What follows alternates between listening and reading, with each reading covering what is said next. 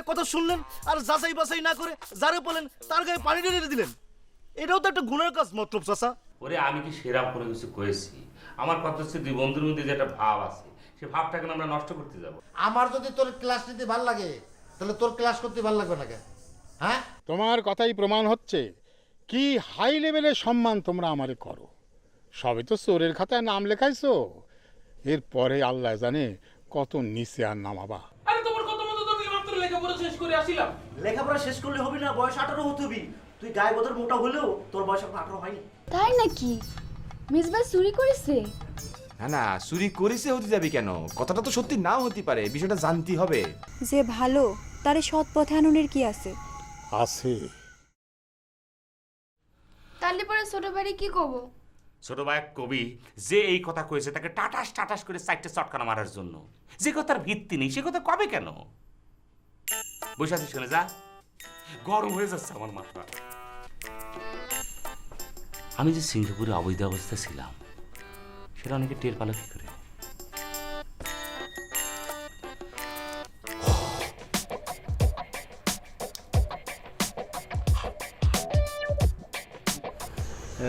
চাচা, আপনার কথাটা ঠিক আমি বুঝতে পারতেছি না। মাখন, আমি চাইনি গ্রামের লোক আমারে সন্দেহ করুক। আমি তোমার একটা দায়িত্ব দিতে চাইছিলাম, সেই দায়িত্বটা আজ দিতে চাই। চাচা, কি দায়িত্ব? তার আগে তুমি আমারে কও, যে সমস্ত শর্ত আমি দিছিলাম সেই সমস্ত শর্ত তুমি পালন করতে পারবা কি না? চাচা, মানে পালন করার মতো যদি শর্ত হয় আমি অবশ্যই পালন করব চাচা। শর্তটা পালন করার মতোই। এই যে থলিটা আছে না, জি চাচা। এই থলিটা একটা ঠিকানা মতন তুমি পৌঁছে দেবা। মানে চাচা, এই থলির মধ্যে কি আছে? সেটা তোমার জানার দরকার নেই, কোনোদিন জানারও চেষ্টা করবা না। কথাটা বুঝতে পারিস? আচ্ছা, কোন জায়গায় পৌঁছে দেওয়া লাগবে চাচা?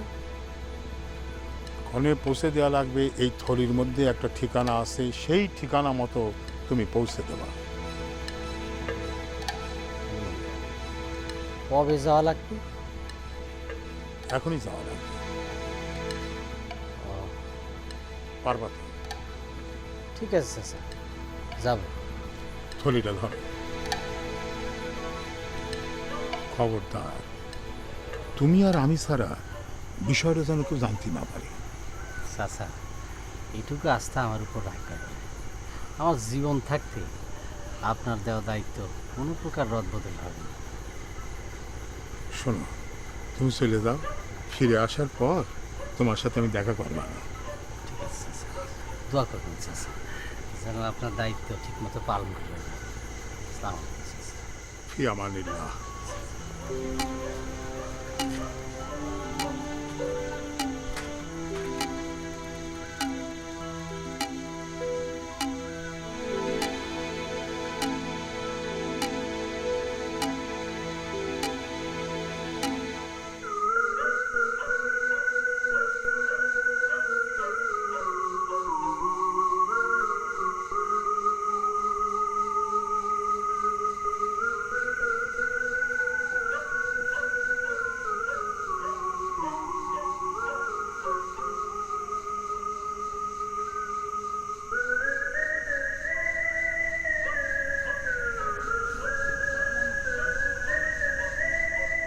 মতলব চাচা বাড়িতে নাই?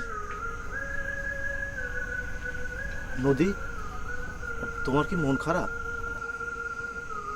না, হয়েছে কি, এদিক দিয়ে যাচ্ছিলাম, ভাবলাম মতলব চাচার সাথে আর তোমার সাথে একটু কথা কয়ে যাই।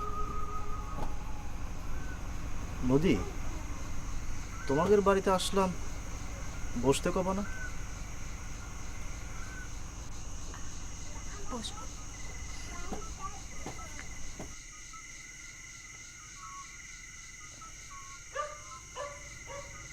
না মানে করছিলাম, নিজের জীবন নিয়ে কি ভাবতেছো নদী? নিজের বিষয় মানে? না, ওই বাকি জীবনটা কীভাবে কাটাবা, কি করবা, এইসব আর কি। যেভাবে কাটছে সেভাবেই কাটে যাবে। ভাববার কি আছে? এটা তো অতিমাত্রায় নিষ্ঠুর সিদ্ধান্ত হয়ে গেল নদী।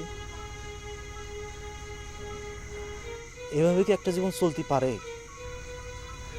না পারার কি আছে? তোমার এই জীবন তো জীবন না। আমাদেরকে চোখের সামনে তিল তিল করে তোমার জীবনটা ধ্বংস হয়ে যাবে, সেটা তো হতে পারে না। আমরা সেটা হতে দিতে পারি না। মানুষ হিসাবে আমাদের একটা দায়িত্ব আছে।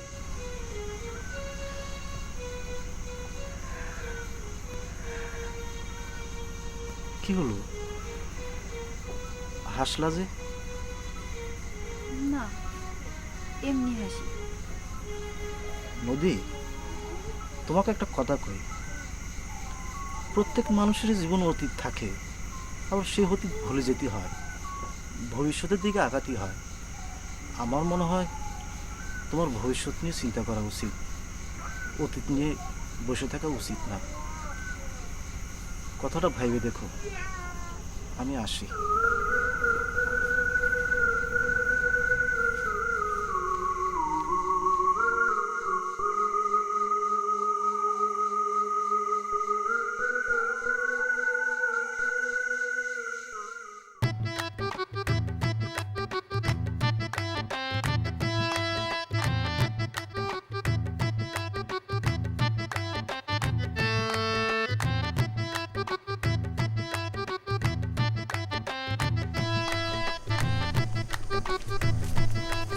কি ব্যাপার, এত সকাল সকাল আসতে খবর দিলা যে?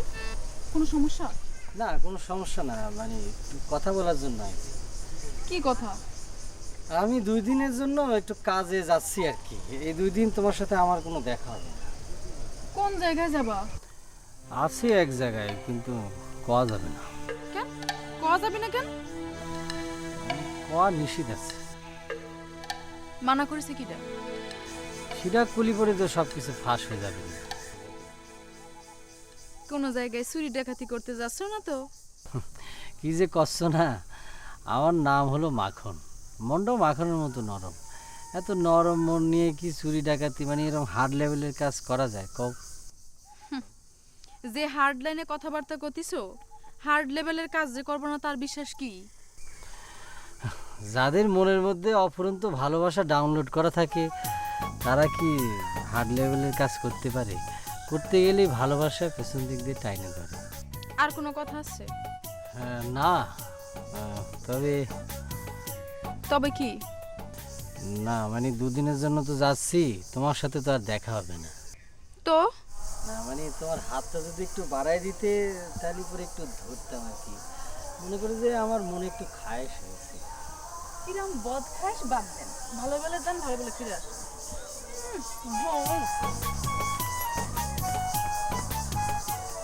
একটা পবিত্র শুদ্ধ ঈশ্বরে একটা রিজেক্ট শব্দের জ্ঞানা করে আটকে আমার মনের মধ্যে বেদনা বর্ষণ করলে মনে খুব কষ্ট পেলাম।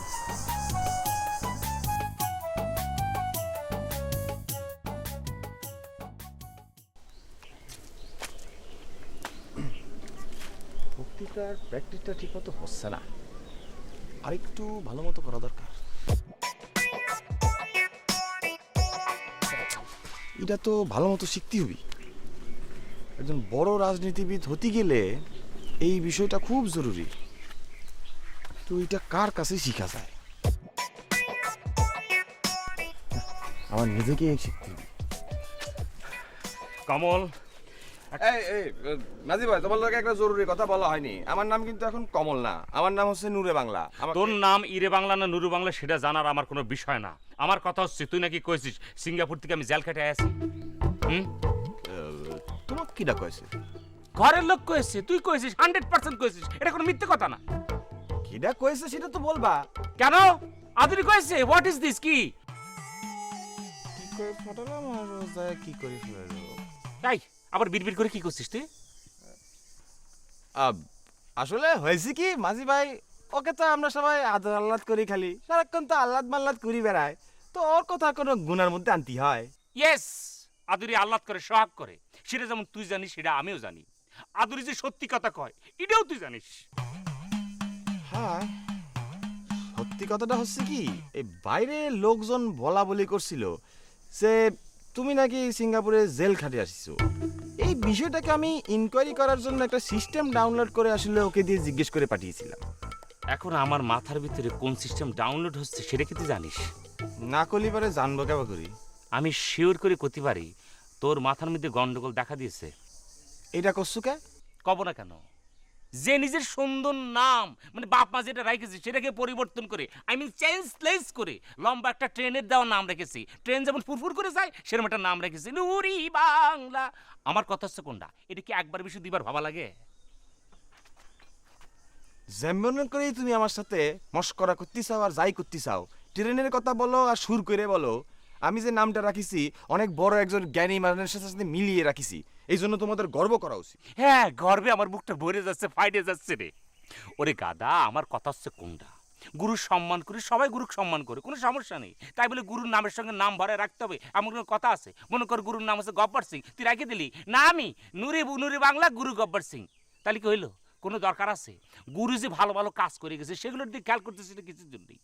গুরুর কাজ অনুসরণ কর, ভালো কিছু অনুসরণ করার পরে সেগুলো তুই কার্যকারিতা ফলিয়ে দেয়। তা না করে গুরুর নাম ডুবানোর একটা চেষ্টা চলতেছে। কেন রে, এগুলো কেন শুরু করেছিস তুই? হ্যাঁ দেখো মাঝি ভাই, আমার জ্ঞান দিবার আসবে না। এইসব জ্ঞান কিন্তু আমার খুব ভালো করে আছে, আমি যথেষ্ট জ্ঞানী একজন মানুষ। ওকে ওকে ফাইন, আমি তোমাকে কোনো জ্ঞান দিতে চাই নে। আমার কথা হচ্ছে যাদের কলঙ্ক থাকতে পারে যেটা আমার নাই সেটা সবাই ভালো করে জানে। তুই আমার নামে এই গ্রামে আর কোনো কলঙ্ক রটাস নে ভাই। আমি কলঙ্ক রটাবো কে? তুমি আমার ভাই না, থুতু যে উপর দিকে মারলি পরে নিজের গায়ে পড়ে, এটা আমি জানি না। তুমি কোনো চিন্তা করো না ভাই, এই বিষয়টা যারা করতেছে এটা আমি দেখবা না। কাক কি করছে, উল্টো জ্ঞান দিতে চাচ্ছে। একটা জিনিস ভালো হয়েছে, বিশ্বাস করেছে।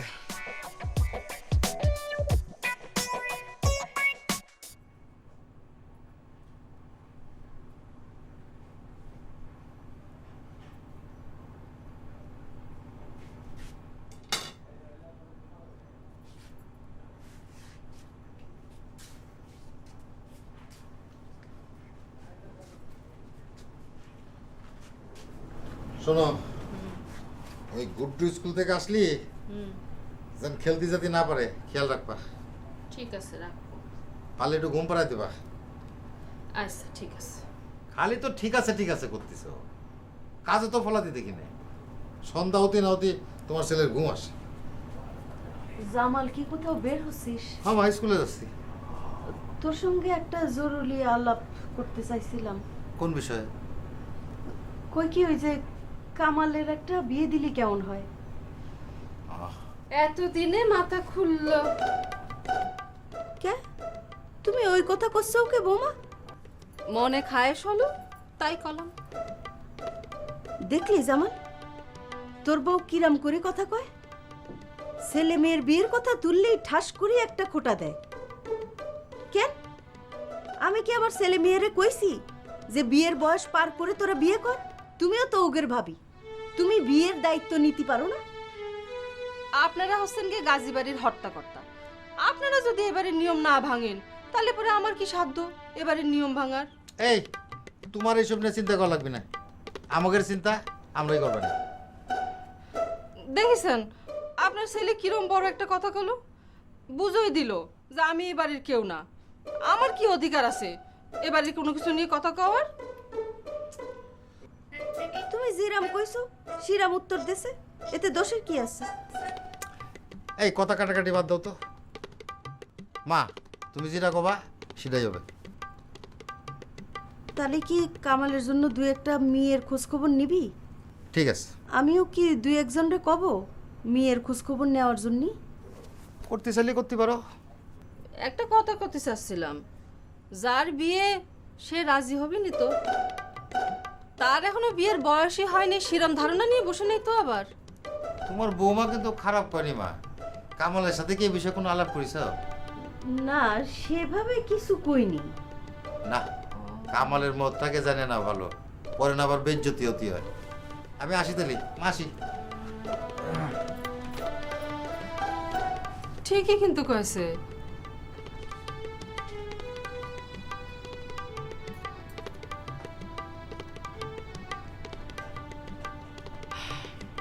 বলো মা, জরুরি তোমার কি কথা? কি এমন কথা তুমি ঘরের ভিতরে কতি বলো না, গাছতলা নিচে নিয়ে তুই আসো? দয়া করে মুখটা একটু চুপ থাকবি। ওহ, আমি যেটা কব সেটা তুই মনোযোগ দিয়ে শুনবি। হ্যাঁ কান শুনতেছি পাতি। শুনতেছি শুনতেছি, বলি যা। কতিছি এবার কিন্তু তোর বিয়ে দিয়ে দিব। জামাল রে কষি সুন্দর দেখে একটা মেয়ে দেখতে। আমার দ্বারা সম্ভব হবে না, আমি বিয়ে শাদী করবো না, সারা জীবন শ্রীকুমার হিসেবে থাকবো। তোমার যদি আরেকটা বউ দরকার পড়ে, একটা গ্রামের মেয়ে এনে ঘরে থুই দিও। সারা জীবন চিরকুমার হয়ে থাকবি। এই আইবুড়ো ছেলে আমি ঘরে রাখবো না। তোর বয়সে সকল গ্রামের ছেলের 3-4টা করে সওয়াল আছে। হ্যাঁ, তো থাকলে থাকছে, তো সেটা কি আমার বলতে হবে নাকি? আমি সেটা ভালো করে জানি মা, প্লিজ আমাকে ডিস্টার্ব করবো না। আমার জীবন আমার, আমি আমার জীবনকে যেভাবে খুশি সেভাবে নারাস্তা দিয়ে চলবো। এই কামাল শোন, এমনিতেই তোর ভাবিরা আমারে দোষারোপ করে যে আমি নাকি আমার ছেলে মেয়েদের ঠিক বয়সে বিয়ে দেই না। এইটা ঠিক না বাবা। ওকে, ভাবি এই কথা কয়েছে, তবে সিঙ্গাপুর আবার চলে যাব, কোনো সমস্যা নেই। তোমাকে ডিস্টার্ব হচ্ছে তাই না? তুই সিঙ্গাপুরে যাবি, যা। সুন্দর দেখে একটা মেয়ে চাউল বিয়ে করে তুই চলে যা। তোরে না করিছে কিডা? বিয়ে আমি তোরে দিয়েই ছাড়বো এবার।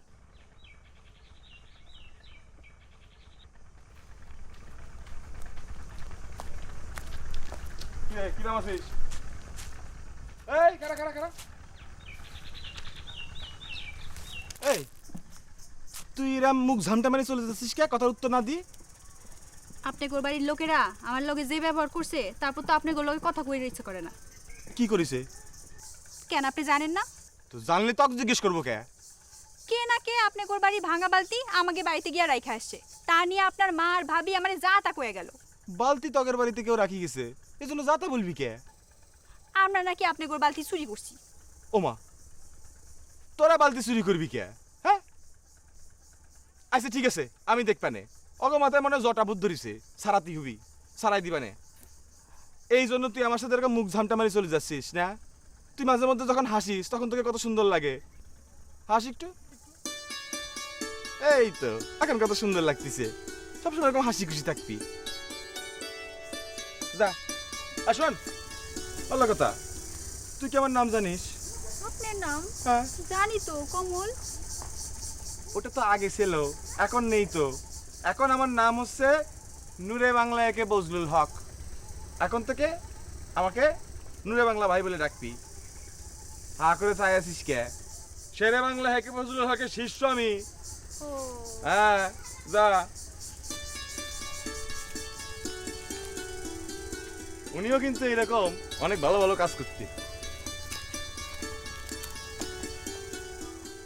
দোস্ত, মনে করছিলাম তুই সিঙ্গাপুর থেকে আসার সময় আমার জন্য অন্তত দামি কিছু নিয়ে আসবি, কিন্তু হায়রে কপাল, তুই আসলি খালি হাতে। হ্যাঁ না, একটা কথা কি, আসলে ভরা হাতে চলে আসছিলাম, কিন্তু মাঝখানে আমার একটা দান করে দিয়ে অভ্যাস হয়ে গেছে, সেক্রিফাইস সেটাই করে আসতে হতো। আরে বেটা, আগে নিজের আখের গোছা, এরপরে পরকালের চিন্তা করিস। তোকের মধ্যে তো আমি অত চিন্তা করি না। একালের কোনো চিন্তা আমার মাথার মধ্যে নেই। আমার যা চিন্তা পরকালে, একালে চিন্তায় পরকালে যাবে। তাহলে দোস্ত একটা কাজ কর, তোদের তো অনেক জমি জিরা, ওখান থেকে 1 বিঘা জমি তুই আমার নামে লিখে দে। আর সেখানে একটু ঝামেলা আছে। কি ঝামেলা? ঝামেলা মানে হচ্ছে জমি জিরাত তো সব আমার একার নামে না, ভাই বোন আছে না, সব তো ভাগ বাটোয়ারা করার পর তারপর আমি পাবো না। তাহলে আমি কিন্তু 1 বিঘা জমি পাচ্ছি, এটা কিন্তু নিশ্চিত। ওরে আল্লাহ, সেটা দেখা যাবে না, এত অস্থির তো। আচ্ছা তাহলে একটা কাজ কর, তোদের তো অনেক গাছ আছে, মেলা বড় বড় গাছ, ওখান থেকে কয়েকটা গাছ বেচে আমাকে 1 লাখ টাকা দে। তাহলে তুই যে দানশীল ব্যক্তি সেটা প্রকাশ পাবে সবার কাছে যে কামাল একজন দানশীল ব্যক্তি। সেখানেও বেকুব পাড়া কথাবার্তা চলছে, কিন্তু সেটাও তো একসাথে, সেটাও তো ভাগ বাটোয়ারা হওয়ার পর তারপরে পাবি। এ কি রে? তুই কি মনে করছিস তোর থেকে আমি ওই জমি জিরাতের টাকা নেব, আবার ওই গাছ বিক্রির টাকা নেব? আরে টাকা পয়সা বন্ধুত্ব সম্পর্ক নষ্ট করে, বুঝছিস?